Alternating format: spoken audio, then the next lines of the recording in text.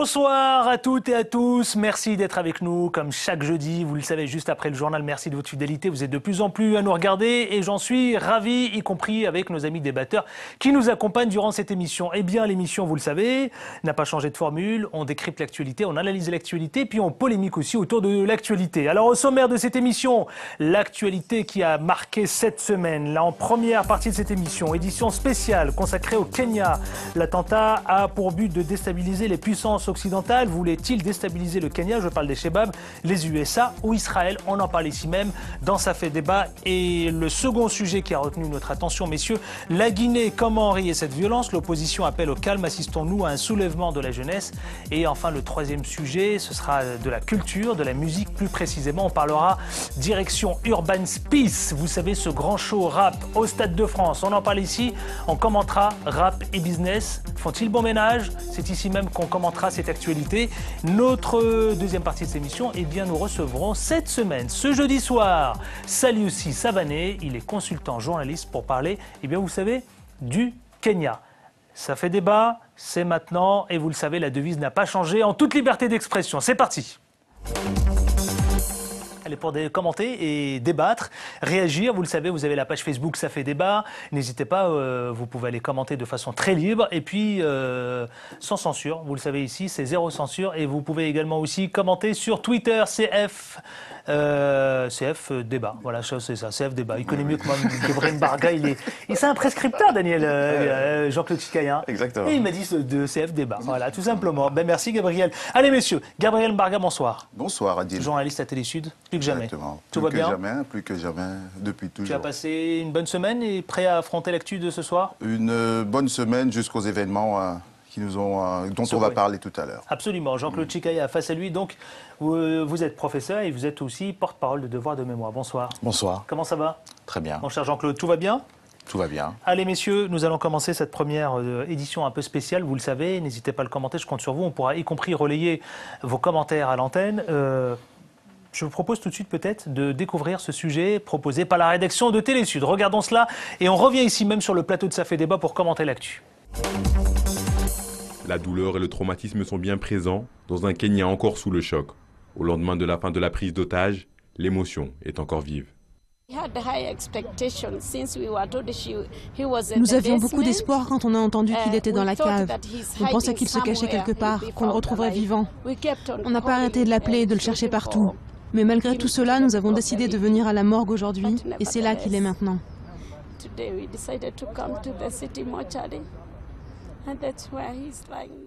À la morgue, plusieurs corps restent non identifiés. Quelqu'un nous a dit qu'il y avait encore 6 corps non identifiés à la morgue, 2 blancs et 4 africains. Ma sœur a demandé s'ils étaient jeunes ou vieux. On lui a répondu jeunes. Du coup, on a décidé de se rendre sur place et c'est là qu'on a découvert que c'était notre neveu. Au moins 67 personnes ont été tuées au cours de l'attaque selon des chiffres encore provisoires communiqués par les autorités kenyanes. Sur l'un de leurs comptes Twitter, les Shebabs ont affirmé avoir exécuté 137 otages.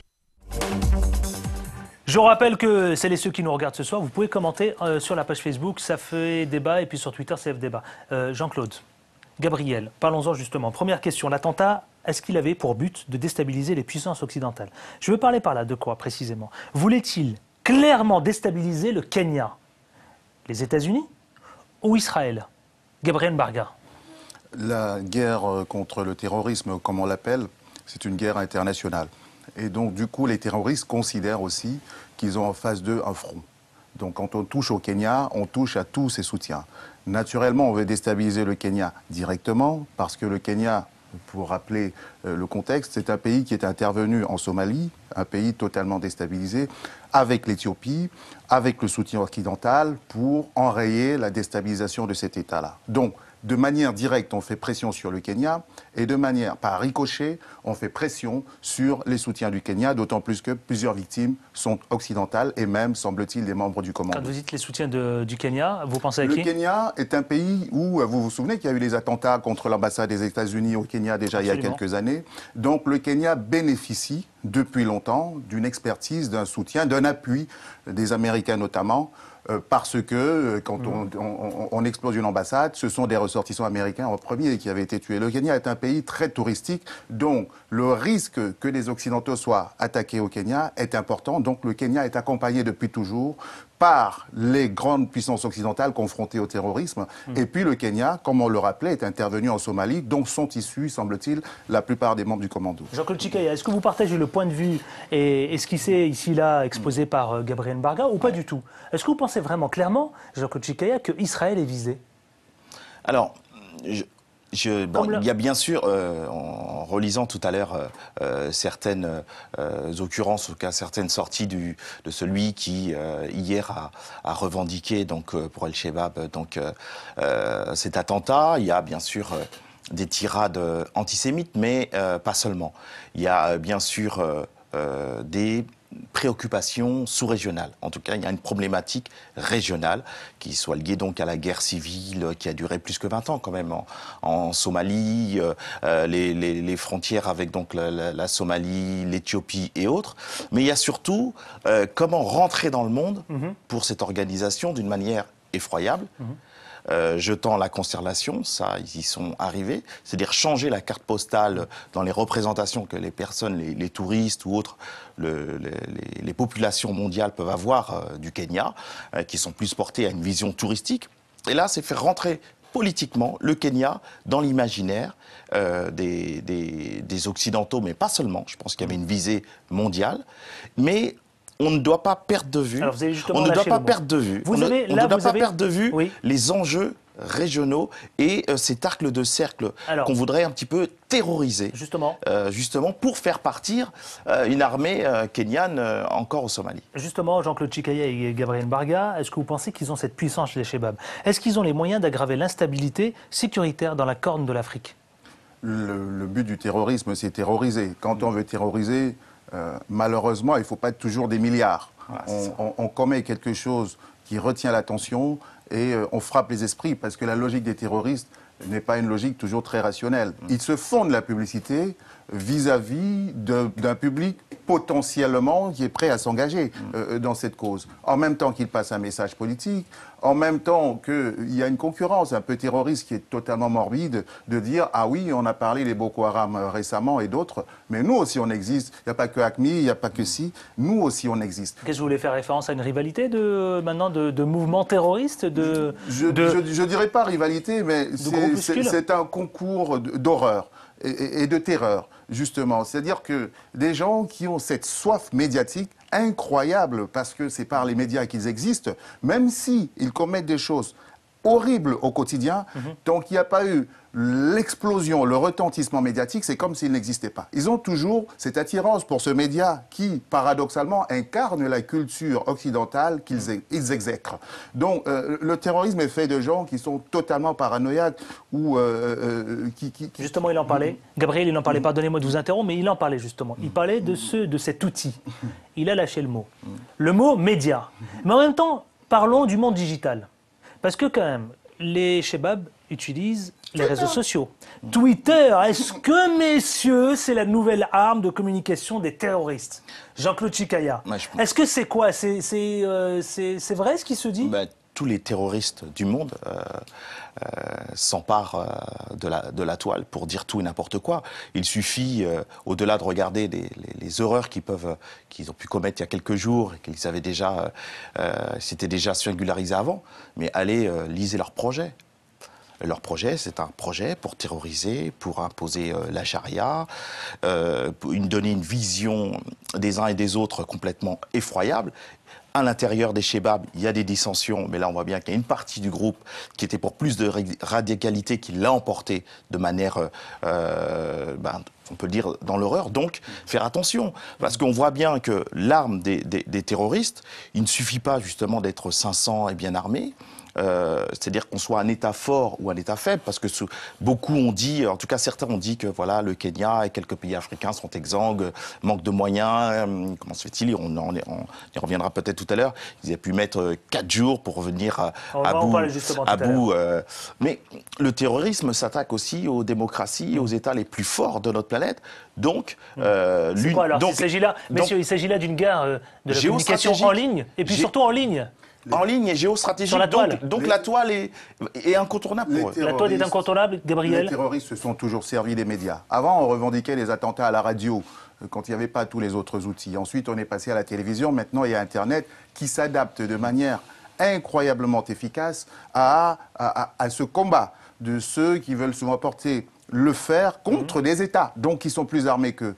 Parce que par la toile, on véhicule des messages à une vitesse incroyable, parce que par la toile, on recrute aussi, parce que par la toile, on fait la promotion des techniques, parce que par la toile, aujourd'hui, on peut, en temps réel, on l'a vu, pendant qu'ils prenaient des gens en otage, ils étaient certainement en communication avec des gens à l'extérieur. Pendant qu'ils prenaient des gens en otage, justement, ça a duré 4 jours, messieurs. 4 jours de prise d'otage. Pourquoi, selon vous, attendre 4 jours pour mettre fin à cette attaque? Est-ce que c'est pas là? Et là, messieurs, je vais poser clairement la question. Un signe d'impuissance des autorités kenyanes. Moi, j'ai vu Mohamed Merah contre le raid ici, il a mis plusieurs jours. Avant d'être éteint, il était tout seul. À Toulouse, vous faites référence. Oui, exactement. L'événement à Toulouse. Oui.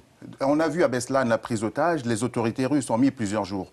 Quand on parle de l'Afrique, c'est comme si on veut toujours lui retirer une expertise. Très honnêtement, malgré l'horreur, je peux considérer que le Kenya a géré cette affaire avec sérieux et rigueur. Ce n'est pas facile d'envahir un centre commercial. Vraiment, 4 jours. Oui, mais de plus de 30 000 mètres carrés, un dédale, un labyrinthe pareil, qui a été assailli par des gens, on ne sait pas à quel nombre ils sont, on ne sait pas combien de terroristes sont pris en otage. Le plomb d'un centre commercial, vous imaginez comment pénétrer? Comment identifier ceux qui sont terroristes? Visiblement, ils avaient le plan. Ceux qui sont pris. Ils avaient les plans du centre commercial. Les terroristes. Les terroristes. Ils se préparent toujours beaucoup. Des gens qui ont été capables de faire tomber un immeuble symptomatique des États-Unis, la puissance, soi-disant, la plus sécurisée au monde. Vous pensez vraiment que quel est le pays au monde qui peut faire face à des gens qui sont aussi déterminés et prêts à mourir? Ce n'est pas évident. Les Kenyans, ils ont fait ce qu'ils ont pu, mais on a senti quand même qu'ils sont professionnels. Et ce n'est pas un hasard s'ils ont pu stabiliser un peu ce qui se passe en Somalie, justement.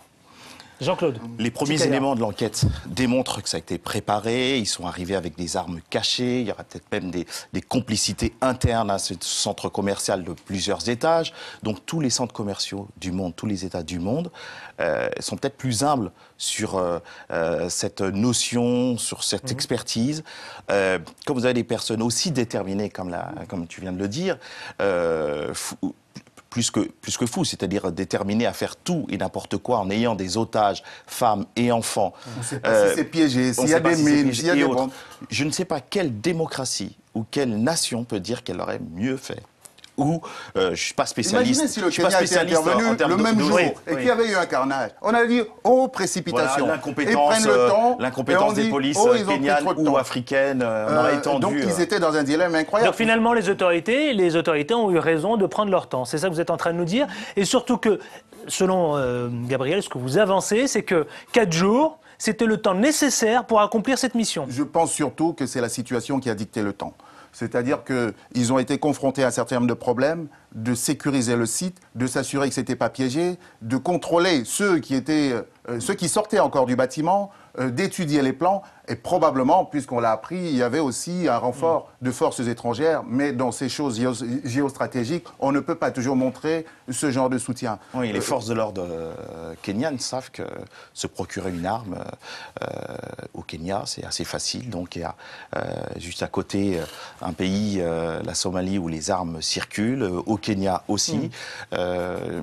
Donc il est difficile, à l'intérieur même, avant que les Shebabs mettent en place de terroriser ces 4 étages, il y a des hommes armés, c'est-à-dire qu'il n'y a pas des vigiles comme dans les différents centres commerciaux occidentaux. Il y a des hommes en armes, mais lourdement armés avec des balles réelles. C'est 30 000 mètres carrés de surface. 30 000 carrés, absolument. Messieurs, justement, 68 morts. 68 morts, les autorités, déjà, font une grande polémique. Auraient-elles menti?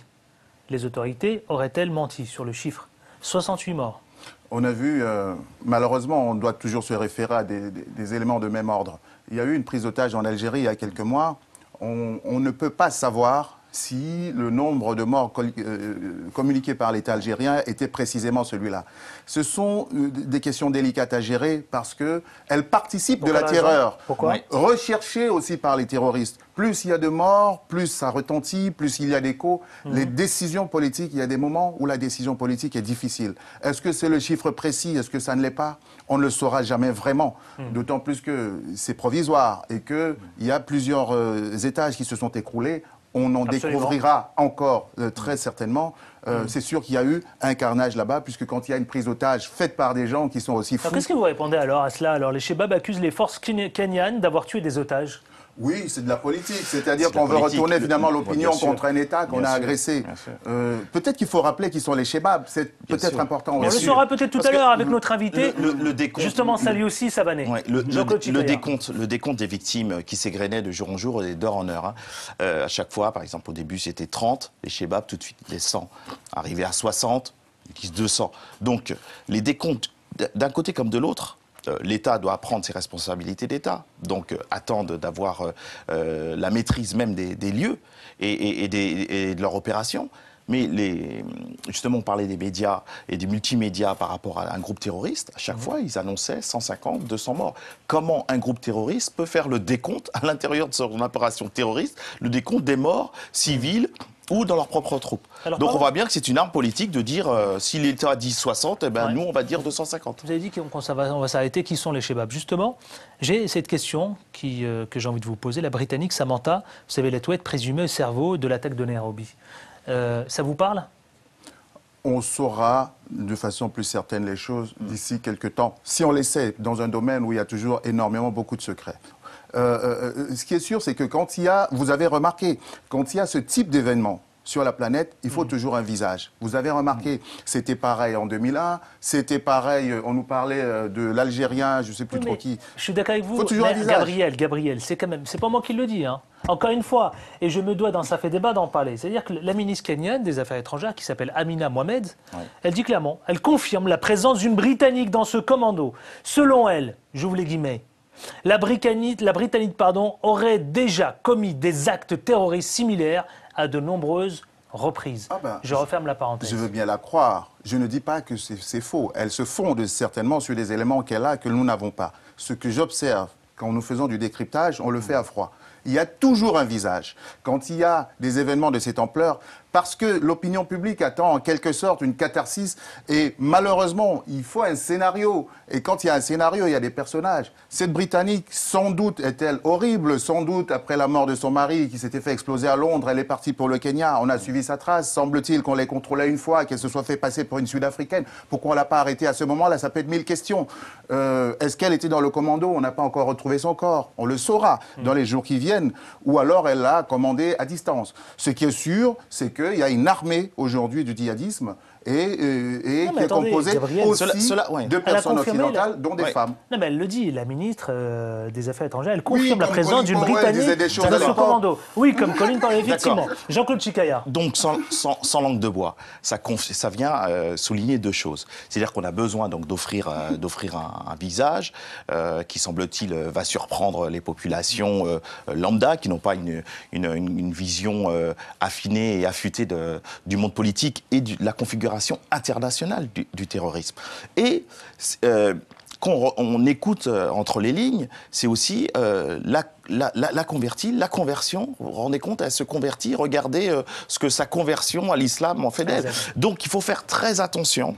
Il faut faire très attention avec ces représentations, et donc, que ce soit sur le climat réactionnaire en Europe, mais aussi aux États-Unis avec les Tea Party et autres, et puis le regard que les uns et les autres peuvent avoir malheureusement sur l'islam, offrir comme ça en pâture un visage sans... bon, après, si cela vient d'une parole officielle et de la ministre des Affaires étrangères, il faudra lire exactement ce pourquoi elle est là. Donc, c'est pas la peine de la représenter. Elle a pris tout à fait le chemin du terrorisme. On va tenter d'avancer, messieurs, puisqu'on arrive bientôt dans cette spéciale Kenya. Je veux passer un peu plus de temps, vous l'aurez bien compris.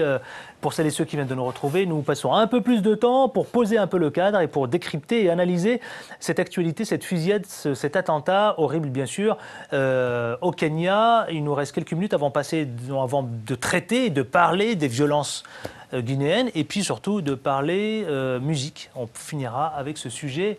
Peut-être ça vous parle, Urban Peace, le rap, je ne sais pas si vous aimez, mais on en parlera.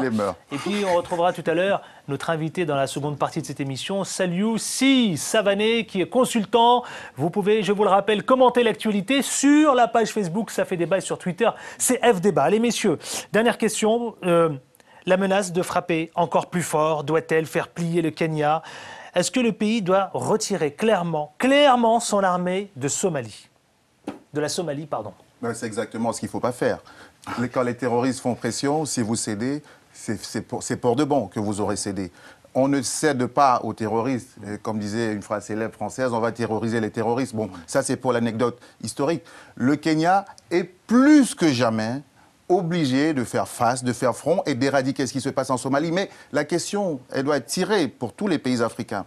L'Afrique est engagée aujourd'hui dans toutes les répercussions de tout ce qui se passe à l'échelle internationale, qu'elle soit financière avec les crises économiques et financières, qu'elle soit aujourd'hui géopolitique. On voit bien que plus de la moitié de l'Afrique au sud du Sahara est désormais concernée. On a vu le Mali, on a vu l'Algérie, aujourd'hui le Kenya. Vous voyez toute cette bande. Absolument. Donc l'Afrique n'est pas exempte, elle doit se préparer. Jean-Claude Chikaya, enfin, avant de parler de la Guinée. Surtout ne pas céder, mais ça ne va pas se jouer et s'organiser, en tout cas comme maîtrise et réponse étatique seulement sur le plan d'un seul État.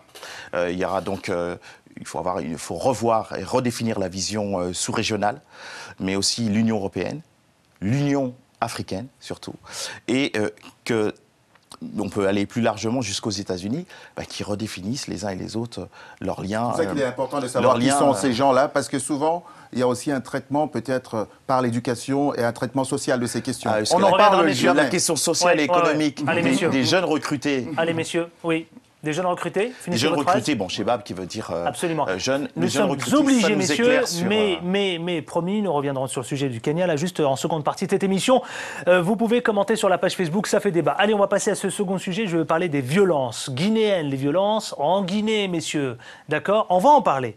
Ça fait très longtemps qu'on ne l'a pas abordé ici, même dans Ça fait débat. Mais avant cela, je vous propose de regarder ce sujet qui est proposé par la rédaction de Télésud, et on revient pour commenter cette actualité. A tout de suite.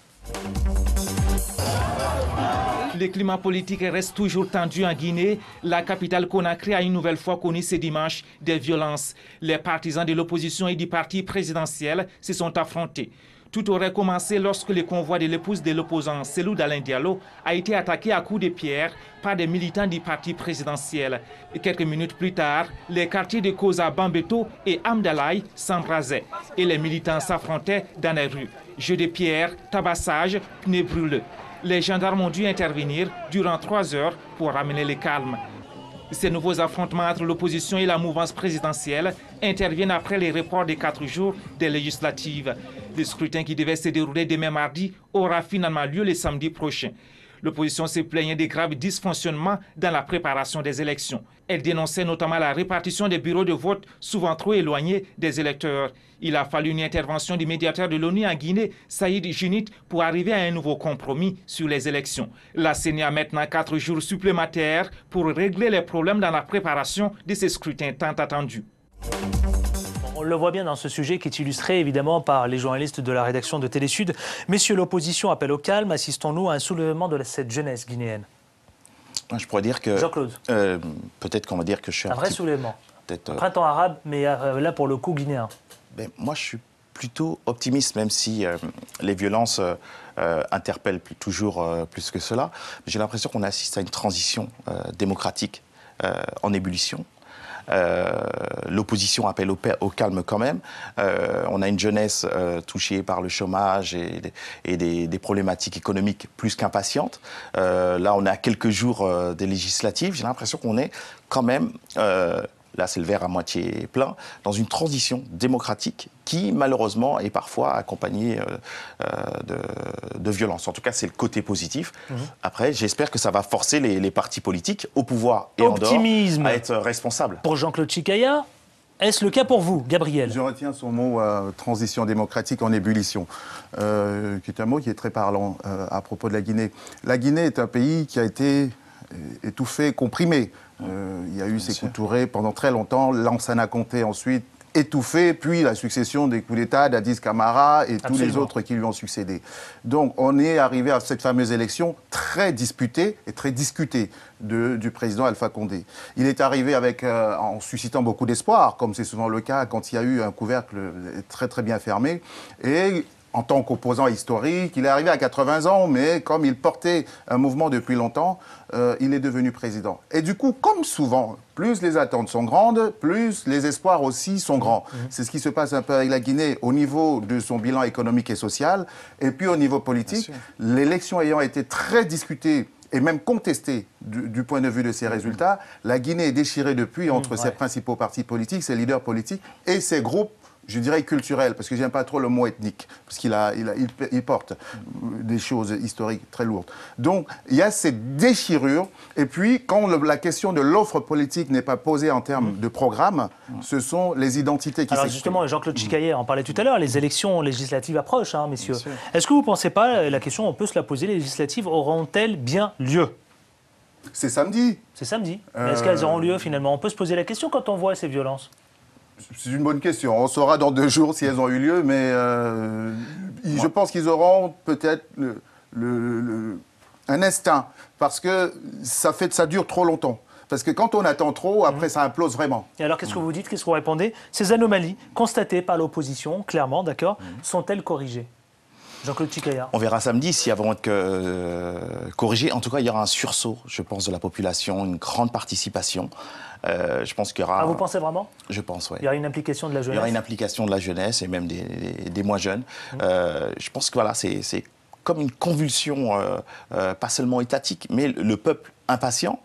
Le temps n'est pas favorable aux politiques, ni au pouvoir, ni aux oppositions.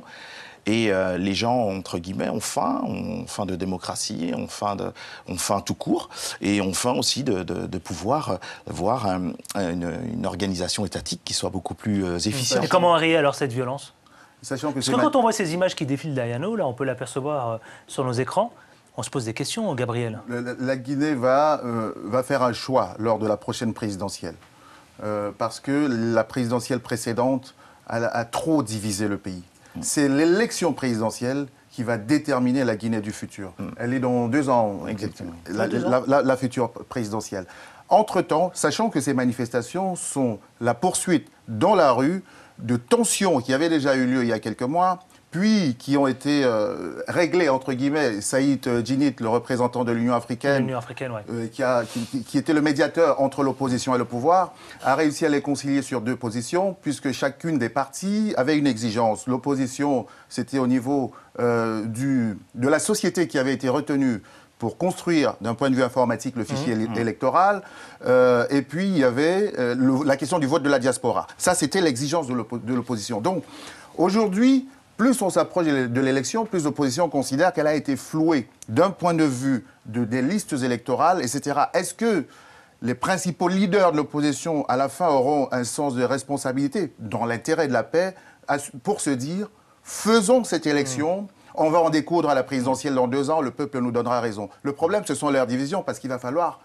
On ne peut pas gagner contre un parti en place quand on est divisé. Ils sont au moins 2-3 qui seront obligés de mettre leurs ambitions personnelles. Jean-Claude Chikaya, c'est trois rappels de la part de la jeunesse guinéenne. C'est un rappel démocratique, un rappel pour que les promesses soient tenues, et un rappel, attention, nous sommes là, bruyants dans la rue, donc il va falloir être au niveau des enjeux qui nous concernent. Eux aussi, et encore plus parce que c'est la jeunesse, donc l'avenir. C'est très juste, effectivement, voilà. C'est un rappel aussi démocratique. Voilà, c'est quelque chose qui revient assez régulièrement, voilà. Effectivement. En tout cas, nous, on va suivre cela de façon très attentive ici même dans Ça fait débat. Messieurs, dernier sujet, avant de retrouver notre invité, salut aussi Savané, qui est consultant, qui viendra parler du Kenya. On y apportera un décryptage un peu plus précis et une analyse un peu plus précise. Messieurs, vous aimez le rap, le hip-hop? Gabriel, es-tu hip-hop, comme disent certains? On l'entend autour de nous. On l'entend autour de nous. Moi, j'avoue, je suis fan de hip-hop. Jean-Claude Chikaya? Moi, j'aime et j'ai quelques amis.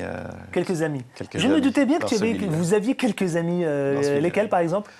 Donc tu vas pas pouvoir taper sur. Alors vous n'allez pas pouvoir taper sur vos amis alors. Ce que je peux leur dire dans le privé, ouais. sur des turpitudes ou sur des. Avec qui vous êtes amis, si on peut le savoir. Ou sur des accords, Joe Star. J'aime bien Bissot et Section d'Assaut. Section d'Assaut qui cartonne en ce moment. En tout cas, une foultitude de rappeurs que je connais. Et souvent, ce que je peux dire, c'est qu'ils ont. Attends, Jean-Claude, attendez, oui. Jean-Claude, vous précipitez. Vous voulez que je cite? Mais attendez, ça y est, vous êtes lancé, on ne l'arrête plus, ce Jean-Claude Chikaya. Messieurs, grand show, nouvelle édition d'Urban Peace. Vous le savez, on ne parle que de ça depuis quelques semaines maintenant. Il s'intitule Urban Peace. Ça se passe au Stade de France. C'est à Paris, à la Plaine Saint-Denis. Plus précisément, c'est une nouvelle édition. On va retrouver, vous savez, une palette, une brochette de toutes les stars, les vedettes du hip-hop français. Section d'Assaut, vous l'avez dit tout à l'heure, La Fouine, enfin bref, on va les découvrir d'abord. Mais avant d'en parler, moi je voudrais m'arrêter, vous savez, à un point précis.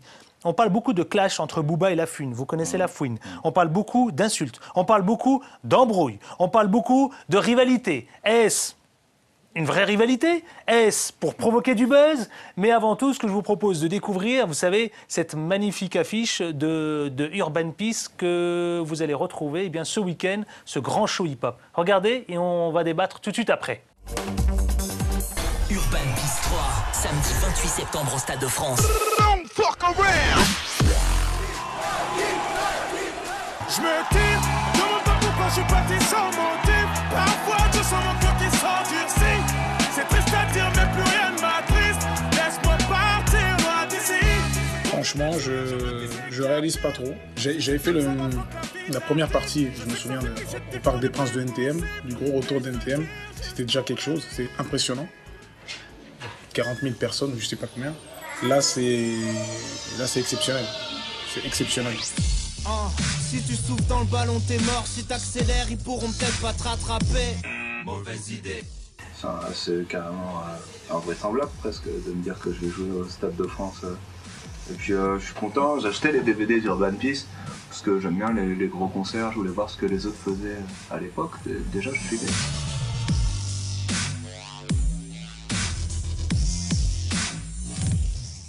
Il y a IAM, tu vois, IAM c'est le premier concert que j'ai vu en rap de ma vie.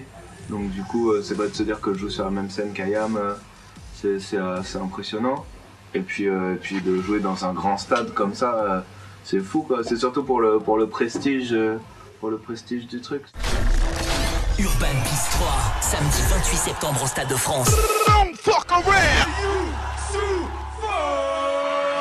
Youssoufa, rappeur d'élite, braque les satellites. J'aurais pris perpète si bien rappé était un délit. J'ai déjà fait le Stade de France, mais dans les tribunes, pour voir quelques matchs où les Bleus n'ont pas toujours cartonné. Mais là, pour les gars, d'habitude, tu râles quand tu es au bord de la pelouse. Voilà, ça va être à mon tour de donner du niveau.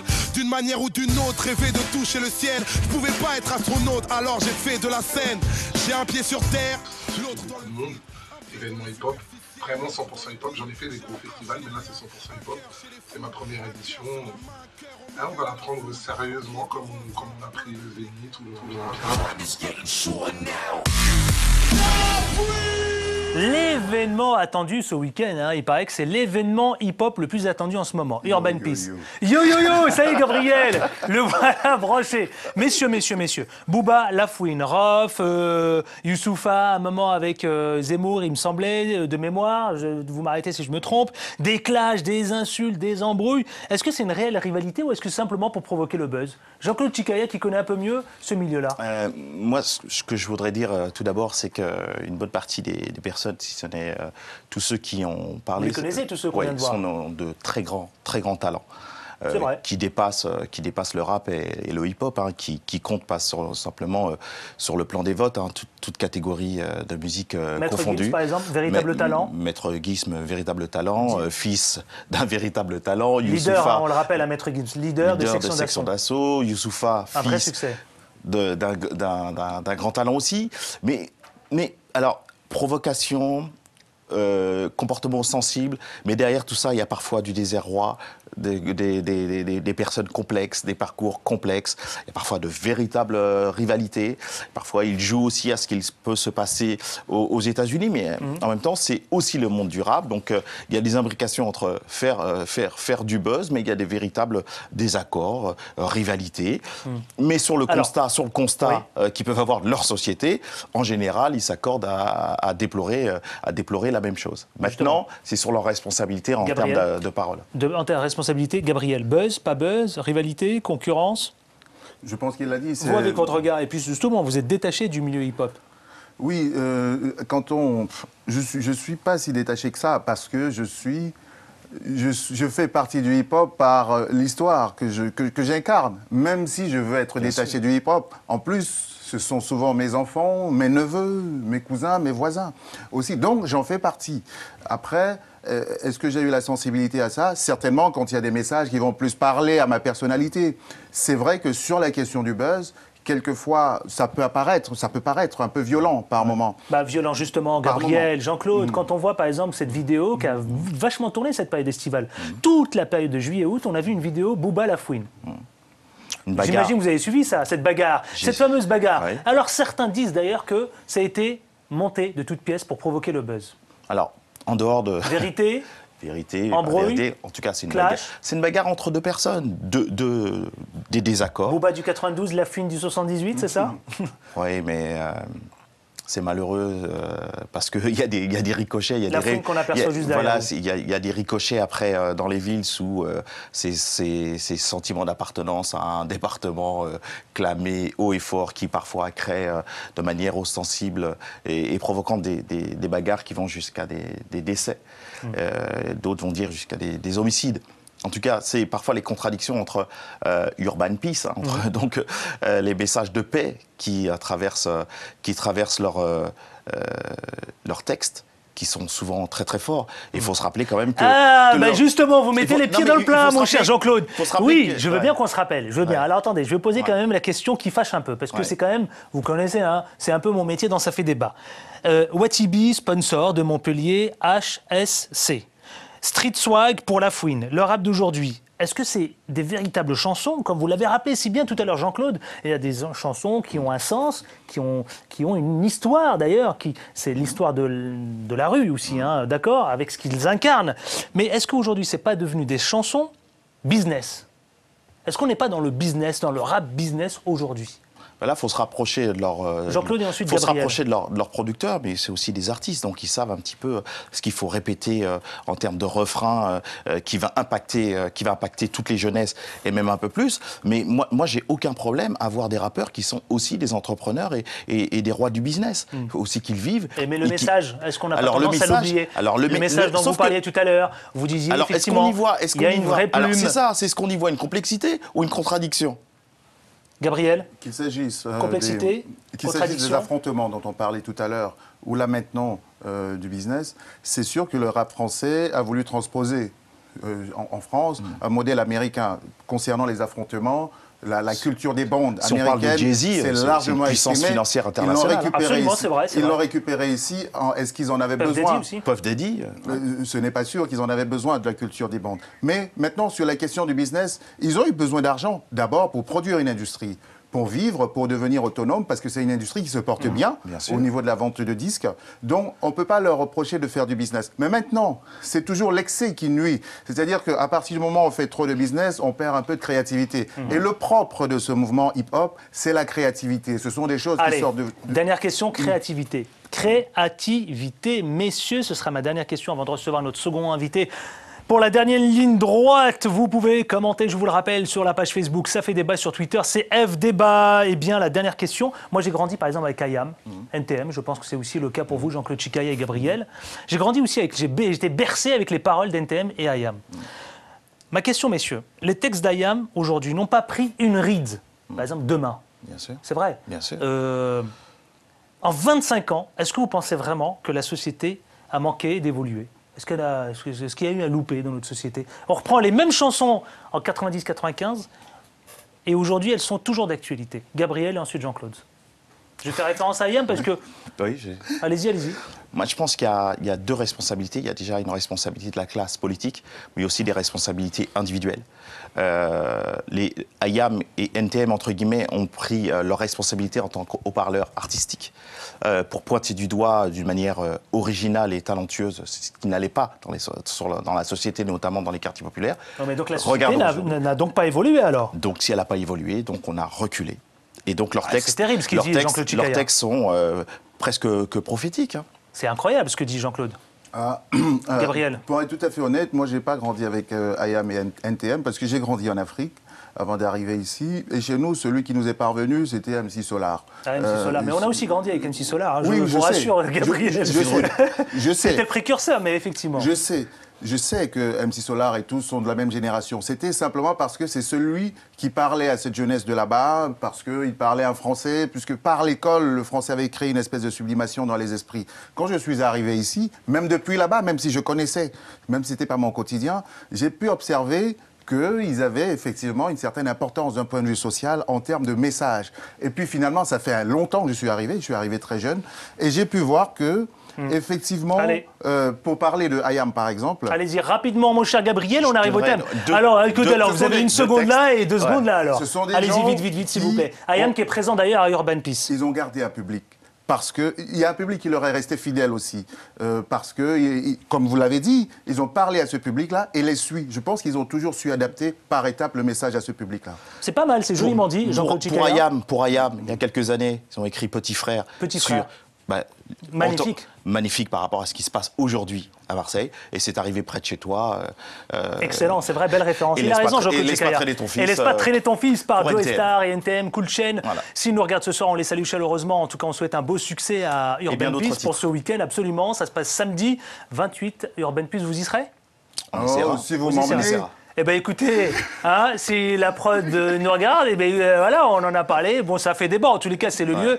Messieurs, merci à vous. Merci à Gabriel Mbarga. La semaine prochaine, avec autant de plaisir. Oh oui. Oh là là là là, il va finir commentateur sur Canal+.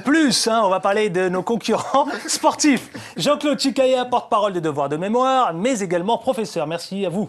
À la semaine prochaine avec autant de plaisir. Avec autant de plaisir. Je le rappelle aussi à tous celles et ceux qui nous regardent, vous nous retrouverez prochainement, vous le savez, ça y est, c'est officiel, sur la TNT, la chaîne numéro 23, et on animera avec autant de passion et autant de plaisir. On va retrouver tout de suite pour la dernière ligne droite Saliou Si Savané, il est consultant, on va parler du Kenya. Ne bougez pas, restez avec nous, c'est notre invité dans Ça fait débat. Deuxième partie de cette émission, dernière ligne droite pour celles et ceux qui viennent de nous retrouver. Eh bien, écoutez, c'est toujours un plaisir de vous retrouver comme chaque jeudi soir en prime time, juste après le journal. Vous pouvez commenter, réagir également sur la page Facebook Ça fait débat et puis sur Twitter. Vous êtes de plus en plus nombreux également. C'est CFD sur le compte Twitter. Voilà. En tout cas, aujourd'hui, notre invité, eh bien, on reçoit quelqu'un qu'on connaît bien ici dans cette maison.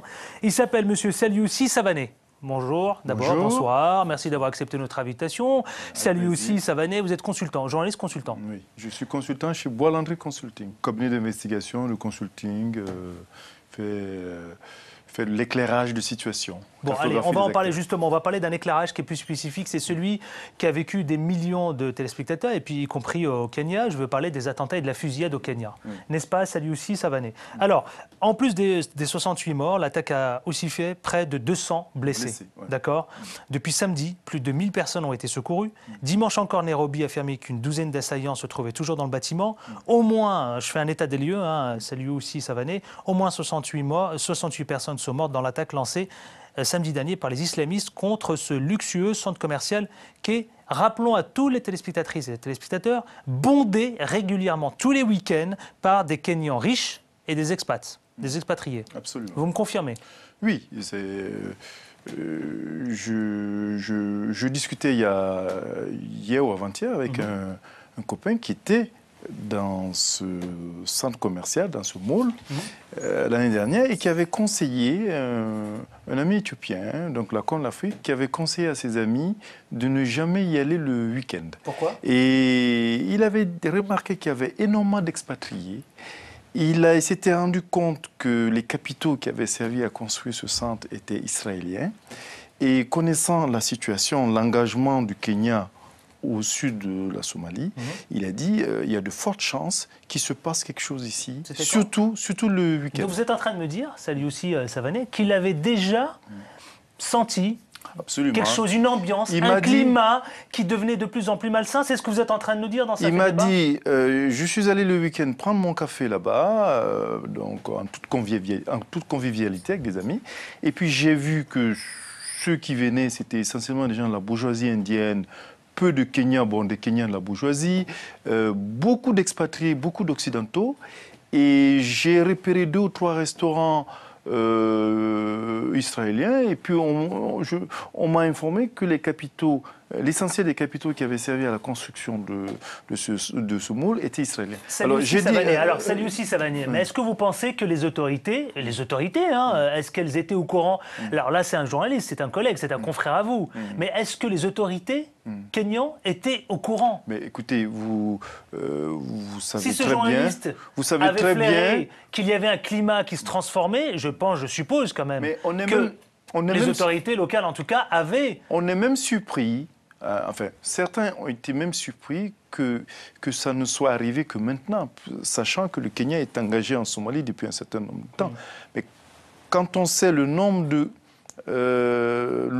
Somaliens qu'il y a au Kenya, sans compter qu'il y a des Somalis kenyans, donc on se dit peut-être que les Shebabs qui utilisent le Kenya comme lieu, comme filière d'approvisionnement ou pour évacuer des blessés, sans compter qu'ils ont des cousins sur place, ont peut-être voulu ménager le pays, réfléchir aux conséquences que ça aurait pour leur communauté. Ma question, Saliouci Savané, ma question va être un peu directe. Est-ce que le Kenya, en tout cas le gouvernement et l'état-major, d'accord, a pris un dispositif pour assurer la sécurité?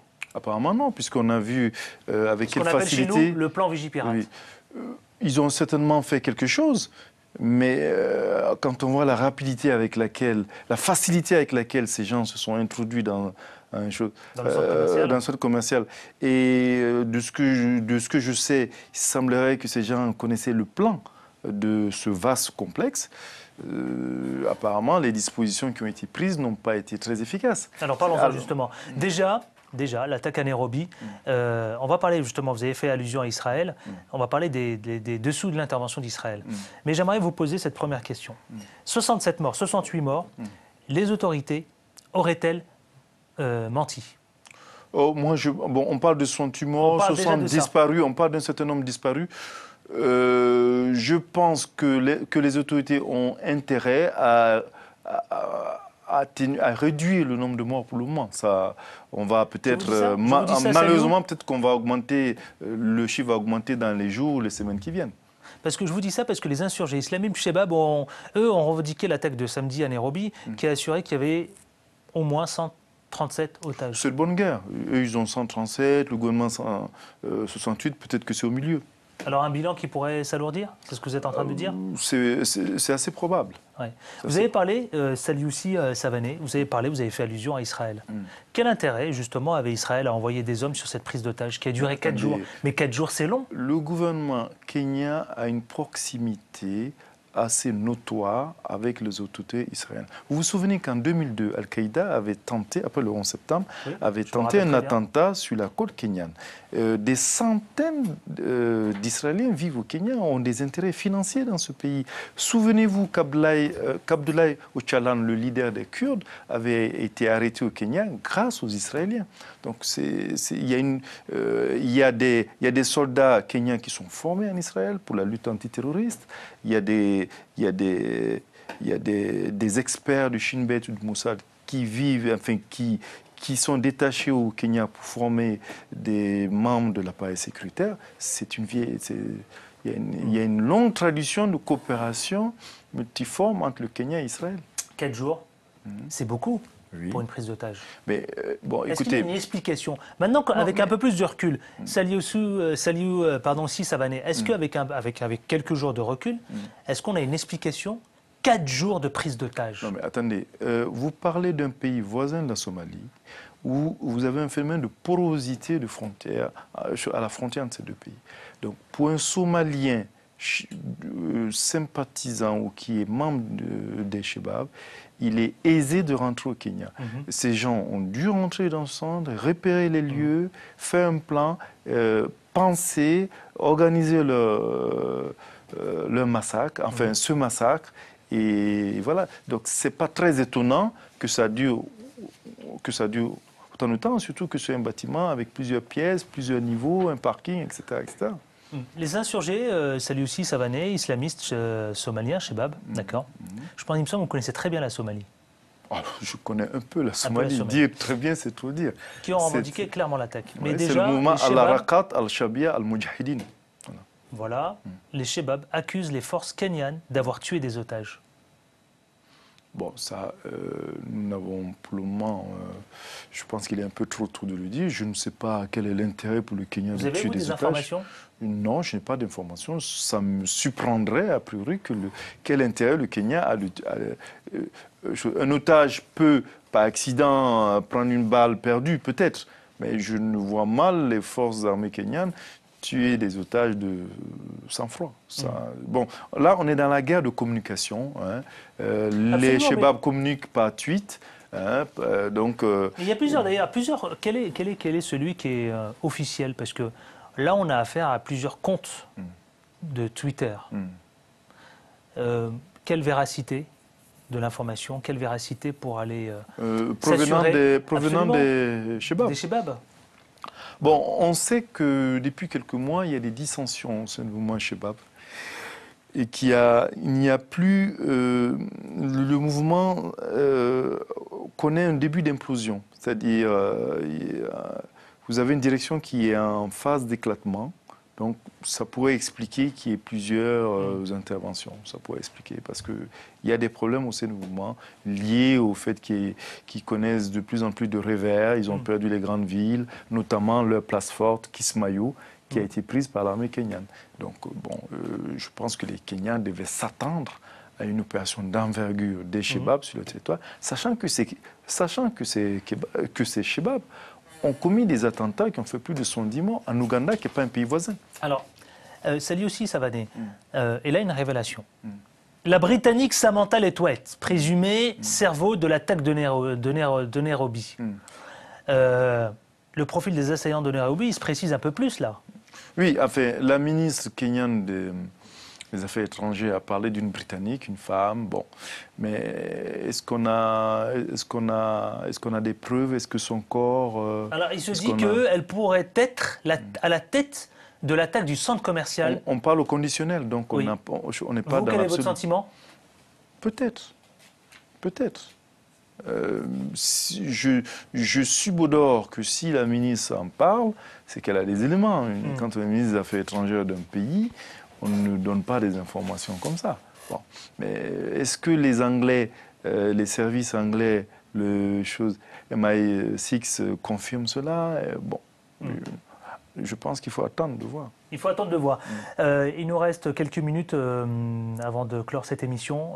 Les Chebab menacent de commettre d'autres attentats. Est-ce qu'on peut craindre cette montée du terrorisme? D'ailleurs, désormais, cette difficulté et le développement du terrorisme plus globalement sur le continent africain. Saliou Savané. On dit en Afrique que quand un fauve est blessé, il est plus dangereux. Voilà un mouvement qui est affaibli sur le plan local en Somalie et qui apparemment procède à une évolution dans son action, enfin une mutation opérationnelle, c'est agir à l'étranger pour avoir plus de visibilité, sachant que ce mouvement s'est affilié, a réclamé son affiliation à Al-Qaïda. Voilà, donc il ne faut pas s'étonner qu'il y ait d'autres attentats au Kenya, Est-ce que Saliou Savané, on peut s'attendre à des journées noires? Oui, c'est quelque chose d'envisageable, parce qu'on se rend compte que ces gens conservent une certaine capacité de nuisance. Allez, tout le monde y passe. Mon cher Saliou Savané, ça s'appelle le 5 questions en 10 secondes. Vous avez le droit à un mot. C'est parti. Allez, en un mot, vous avez le droit à un mot. Qu'on représente pour vous l'Afrique? Un mot. C'est tout pour moi. Voilà. L'Afrique, quelle priorité? Un mot. L'éducation. France-Afrique, ça évoque quoi pour vous? Un passé peu reluisant. Afrique et démocratie, vous répondez quoi? Démocratie. Un dernier mot pour celles et ceux qui vous regardent. Est-ce que vous avez un mot? Je dis aux Africains de retrousser leurs manches et de se battre pour qu'il y ait plus de, pour qu'il y ait plus de gouvernance. Voilà. C'était notre invité, il s'appelle Saliouci Savané. Merci à vous, merci d'avoir accepté notre invitation. Je pense qu'on reviendrait ici même dans Ça fait débat, non pas en qualité d'invité, mais certainement en qualité de débatteur. Hein, vous êtes journaliste, rappelons-le, et consultant. Merci à vous. Merci. Eh bien, vous pouvez continuer à commenter et à réagir sur la page Facebook Ça fait débat et puis sur le compte Twitter CF Débat. Voilà. Merci à vous. Merci de votre fidélité. On se retrouve la semaine prochaine avec autant de plaisir. D'ici là, portez-vous bien. Oui, voilà. N'est-ce pas? Ciao, ciao.